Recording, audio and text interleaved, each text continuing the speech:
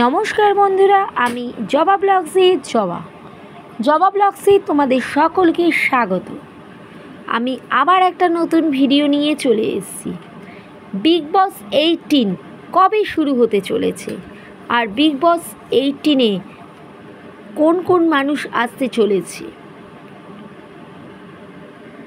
প্রতিবারের মতো নিয়ম মেনে এবারও অক্টোবর মাসেই আসছে বিগ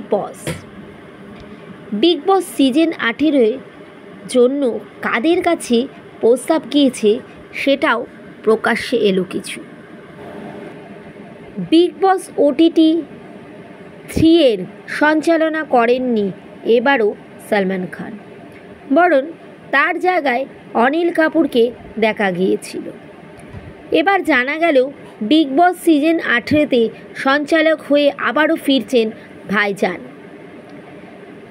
একই সঙ্গে জানা গেল কবে থেকে শুরু হচ্ছে এই শো। সালমান খান এবার বিগ বস OTT 3-এর সঞ্চালনা করেননি, তার কারণ তিনি তখন সিকান্দার ছবিটির শুটিংয়ে ব্যস্ত ছিলেন। তবে বিগ বস সিজন 18 এর সঞ্চালনা করবেন।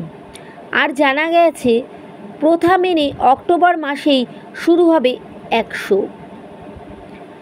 আগামী 4 অক্টোবর থেকে শুরু হবে এই জনপ্রিয় রিয়েলিটি শো।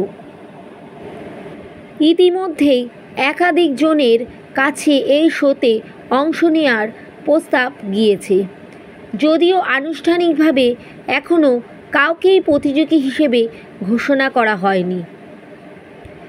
অন্তর্জাল থেকে জন্য যাচ্ছে ঈশা কোপিকর সহ সাইনি আহুজা, গুরুচরণ সিং, অর্জুন বিজলানি, করণ পাটেল, সমীরা রেড্ডির কাছে এই প্রস্তাবও গিয়েছে।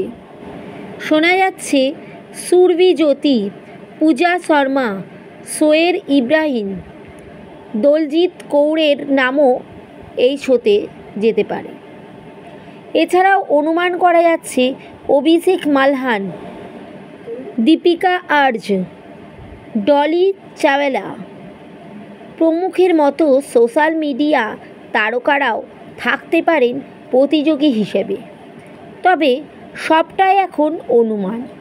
আসলে কারা অংশ নিলেন সেটা শো শুরু হলেই জানা যাবে। তা বন্ধুরা, আমার ভিডিওটা আজকের মতন এই পর্যন্তই। ভালো থাকবেন, সুস্থ থাকবেন বন্ধুরা। রাধে রাধে।